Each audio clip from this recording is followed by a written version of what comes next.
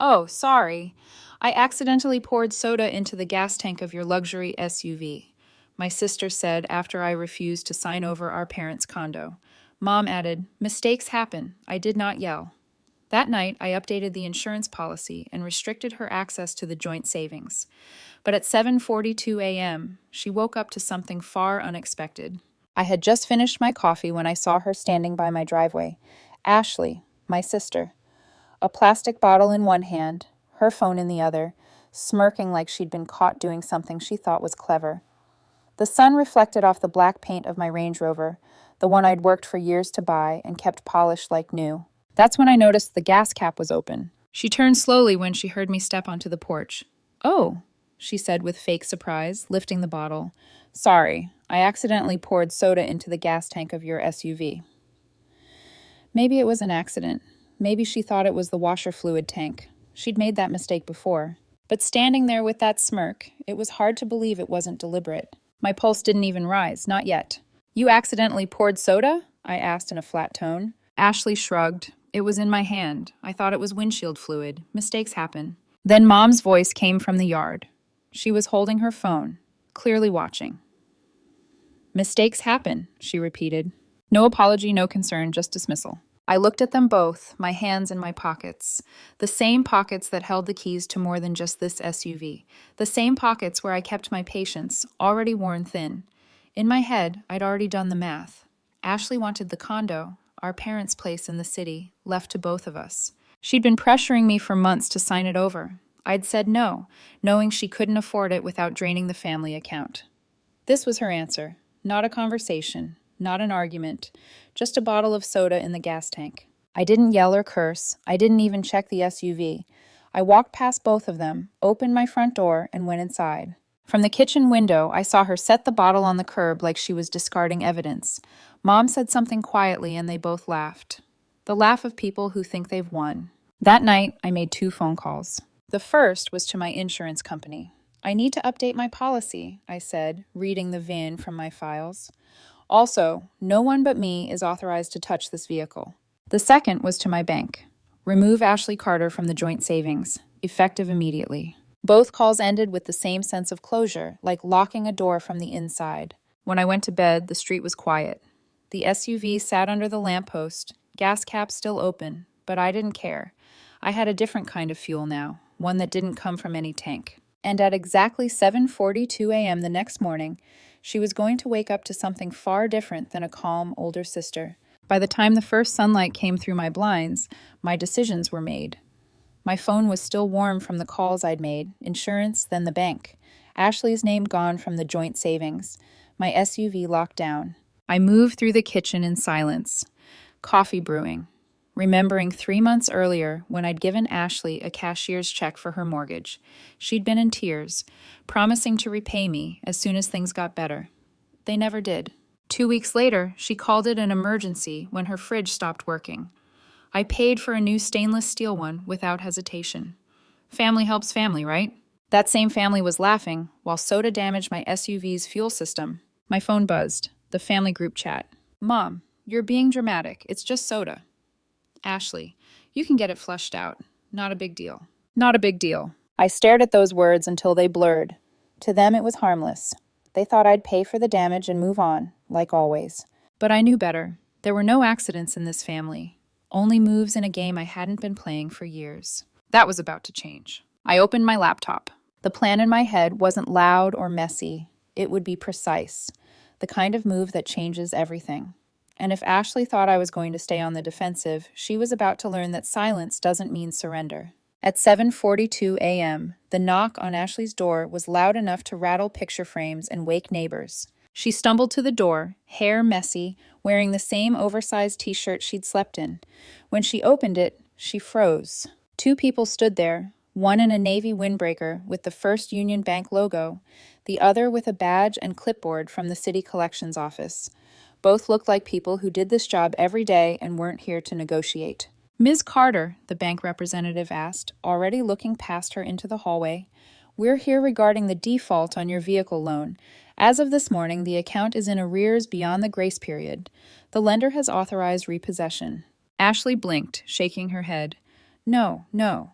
The payments go out automatically. Not anymore, the city official interrupted, holding up a folded notice.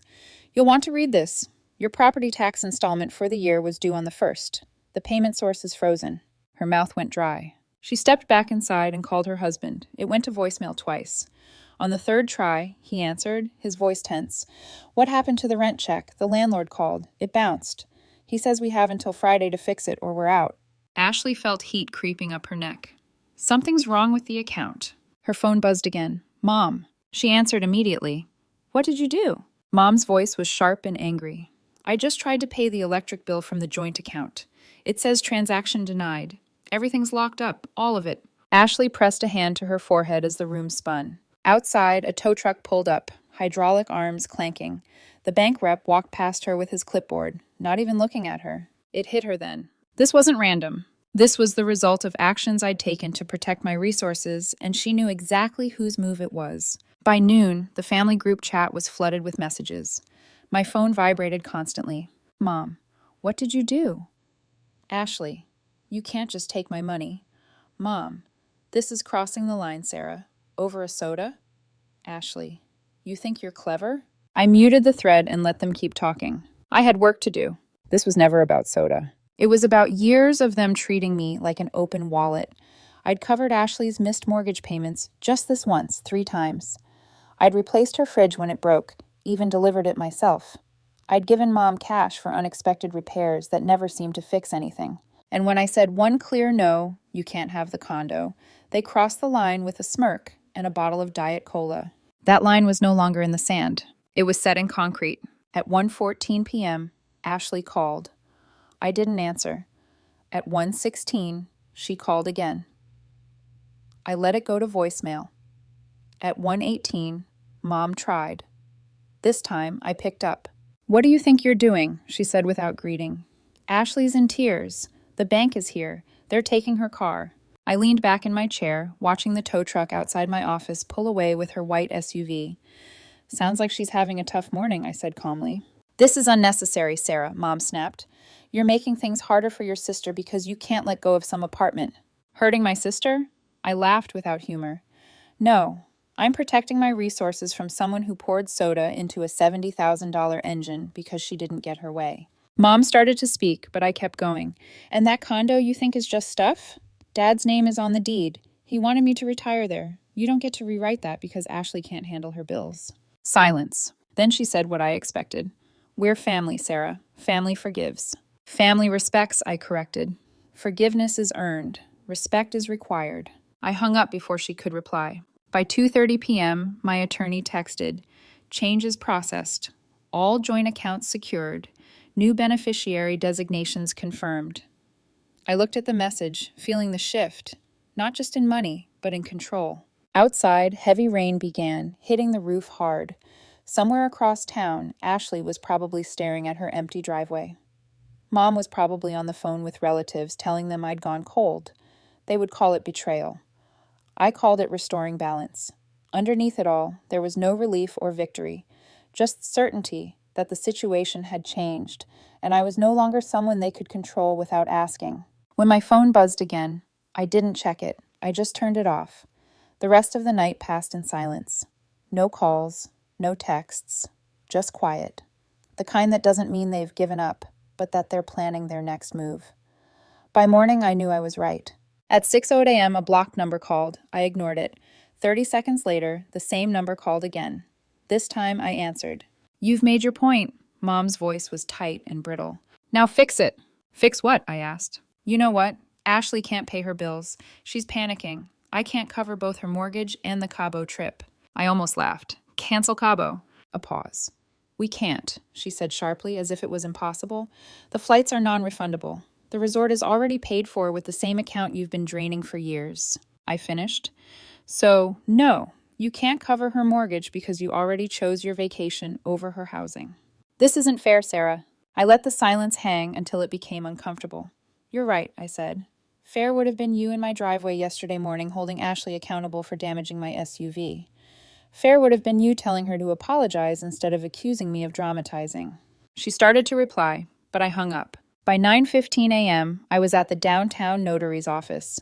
2 signatures and 1 embossed seal later, the condo was legally mine alone. No more joint ownership, no more family property. The phone buzzed in my pocket while I signed, but I ignored it. Outside, yesterday's rain had cleared to a bright, sharp morning. I walked 3 blocks to the insurance company, handed over my SUV keys, and watched as they loaded it onto a flatbed headed to the dealership. I had already chosen its replacement: bigger, faster, and impossible to damage with soda. By noon, I had locked every digital account they could access: emails, streaming services, even the shared grocery delivery app. If they needed milk, they could buy it themselves. Then came a knock at my door. 3 short knocks. My neighbor, an older man who had lived across the street for decades, stood there holding a small cardboard box. "This was on your porch," he said. "Thought I'd bring it over before it starts raining again." The box had no return address, just my name in block letters. Inside was a folded piece of paper and a set of old house keys. The note read, "You were right, Dad." I stood there for a moment, staring at the keys.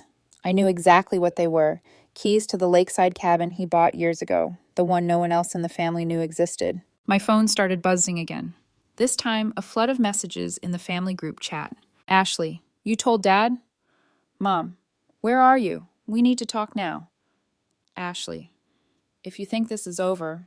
I put the phone down on the counter and looked out the window. My neighbor was back in his driveway cleaning fishing gear. That's when it clicked. I didn't need to answer. I didn't need to argue or explain. Peace was in my kitchen in the form of keys to a place no one else could touch. By 2 p.m., I was halfway to the cabin, my new SUV running smoothly. I stopped at a roadside diner for lunch, ordered an oversized sandwich, and left a tip that made the waitress pause. On the radio, a news report played about storms approaching Cabo, flights delayed, resorts evacuated. I smiled into my coffee. Somewhere my family was watching the sky over their vacation darken, realizing they'd have to return early. Somewhere, Ashley was realizing the accounts were closed, the SUV was gone, and the condo was no longer hers to imagine owning. And somewhere, Mom was probably thinking back on every conversation we'd had, wondering when I stopped being the daughter who always gave in and became the woman who walked away. I reached the cabin as the sun was dropping behind the tree line. The air was cleaner than it had ever been in the city. I unlocked the door, stepped inside, and set the box of keys on the counter. No phone, no noise, no demands, just me, the quiet, and the knowledge that for the first time in years, every choice was mine. By the time they figured out where I had gone, I'd already be gone again. 3 days passed without a single call, text, or knock at my door. It was almost suspicious, like the stillness before a storm. On the 4th morning, the storm arrived. It started with a voicemail from Mom. Her voice was soft, almost rehearsed. "Sarah, listen, we've been talking and we think we can work this out. Maybe we just start fresh, for the family's sake." I didn't call back. By noon, a fresh start showed up in the form of a large white envelope slid under my door. The return address was from a downtown law office. I opened it and read the first page. Notice of intent to dispute transfer of property. Ashley had convinced Mom to hire a lawyer. They were going after the condo I had put solely in my name last week. I almost respected the boldness. Almost. At 2:17 p.m., my phone showed a name I hadn't seen in years: Grandma Evelyn. "Honey," she said, "I just had a very enlightening conversation with your mother. She told me you've been unreasonable and vindictive." She paused, then let out a chuckle with more steel than warmth. Funny thing, the moment she started talking, I knew she was lying, so I made a few calls. "Did you know she's been using the family trust to pay for her trips?" I stayed quiet. "Well," Grandma went on, "I've decided I'm making some changes. And before you ask, no, she doesn't know yet." The next morning, Mom found out. Grandma had driven 2 hours into the city, gone straight to her attorney's office, and rewritten her will. She didn't just rewrite it, she completely changed it. Mom's inheritance was reduced to a single symbolic dollar. The bulk of the estate was assigned to me. By 9 a.m., my phone was full of messages. "Mom, what did you say to her?" "Ashley, this is disgusting. You're turning her against us." "Mom, fix this before Cabo, or don't bother calling yourself my daughter." I didn't reply. Instead, I called Grandma. She picked up after 2 rings. "Sweetheart," she said, "I've been thinking. You shouldn't spend Thanksgiving alone this year. Why don't you come here? I'll make your favorite, the pecan pie with the crust you like." That night, I packed a small bag and drove to her place. We sat at her kitchen table for hours, drinking coffee while she told me things I didn't know about the cabin, about the trust, and about how long she'd been quietly watching Mom take whatever she could get her hands on. By midnight, we had a plan. Not for revenge, not for forgetting, even for insulation. The kind of airtight financial protection that no joint account, no sudden vacation, and no accidental soda incident could ever breach again. When I left the next morning, the air was cold and sharp, the kind that wakes you up even before coffee. 2 hours later, I got a call from an unknown number. A woman's voice, clipped and professional, said, "This is a courtesy notice from Horizon Realty. Your sister's application for emergency mortgage relief has been denied. Would you like to be removed as her emergency contact?" "Yes," I said immediately. The rest of the day unfolded slowly, like dominoes falling one by one. First, Mom's Cabo flight was grounded due to the coastal storms I'd heard about on the radio. Then came calls from her travel insurance company. Apparently, her non-refundable resort booking had, in fact, been refundable the whole time. The catch? Refunds could only be sent to the original payment account, which I had already closed. By evening, I was sitting in my living room when my phone buzzed with a video from an unknown number. It was Ashley, standing outside an airport terminal. She was talking into the camera, visibly upset, saying that none of this would have happened if I hadn't overreacted. I didn't watch the rest. I muted the chat, locked my phone, and set it face down. Outside, the wind picked up. Inside, the quiet felt heavy, wrapping around me. That's when I realized they could yell, threaten, or hire lawyers all they wanted. The real change had already happened. Not in the condo deed, not in the bank accounts. They no longer had a key to my front door or to my head. The next morning, I dropped off a sealed envelope at my bank. Inside was a letter to my account manager, making my grandmother the only co-signer on a new account. The trust money she'd reassigned to me was already being transferred. When I stepped back outside into the sunlight, I didn't check my phone. I didn't need to. Somewhere, they were trying to regain control of a game. They no longer ran. And somewhere, Grandma Evelyn was likely sitting at her kitchen table drinking coffee, smiling that sharp, confident smile of hers, knowing we had already won.